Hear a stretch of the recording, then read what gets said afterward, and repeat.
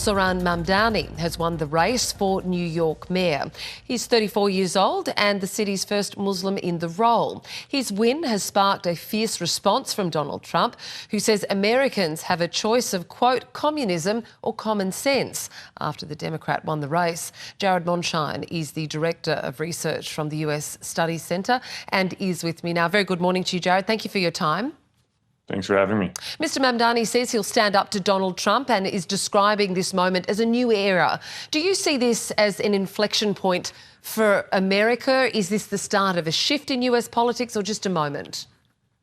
I think more than the New York City race, I think what you saw across the country represented a pretty significant shift. It wasn't just New York that saw a pretty resounding rejection of Trump-endorsed candidates and conservative or Republican candidates, but you also saw elections in New Jersey, Virginia, California, Maine, Pennsylvania, all go against Republicans. I think that is probably the most seismic of differences between just the day before yesterday. And I think that is probably what scares the Trump administration more than anything else, because as much as they may want to change the borders of where seats in Congress are, I don't think it looks like they will be able to really push away the very likelihood of a blue wave in a year from now. OK, you mentioned there a resounding rejection of Trump. What are the numbers actually telling us when you look at what was forecast to what has happened? Yeah, that's a really good point, because we shouldn't forget 4 years ago when Joe Biden was in the White House, the Virginia governor race saw a Republican take the governor's mansion, as well as the lieutenant governor, attorney general, and even in New Jersey, the Republicans almost won. And that was a rejection of the Biden administration. And now you have to wonder how much of this is merely a rejection of the incumbent. And that's normal. But I think the size of the rejection, right? I think in many ways we expected Democrats to do well in the last 24 hours, but I think they overshot those expectations. That is what's significant. The fact that they polled to be before the race, before the election, they were polling close in some races, including New Jersey. Then after the election, we saw double-digit victories by a number of Democrats across the country. I think that is really what scares Republicans more than anything else. How much of it is about the rejection of Trump? We know that Senate Minority Leader Chuck Schumer has said that Americans are fed up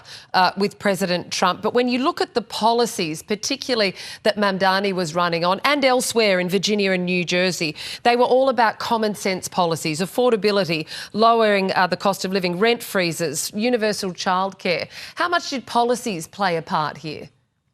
That's a great point. I think there's been a lot of consternation amongst Democrats about what type of politicians should run in elections, conservative Democrats, progressive Democrats, also what types of policies should be run.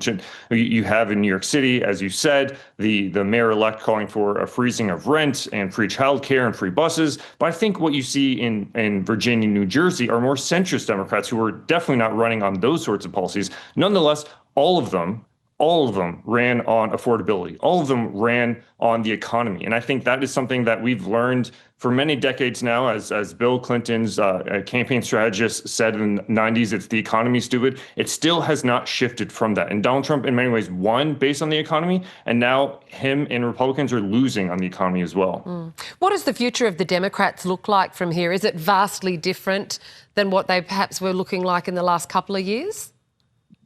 Well, I think what changes more than anything else, in the near term, is the redistricting. I think we very well may see more and more Republicans distancing themselves from the Trump administration because they will have their own campaigns to run. And Donald Trump cannot run again for president.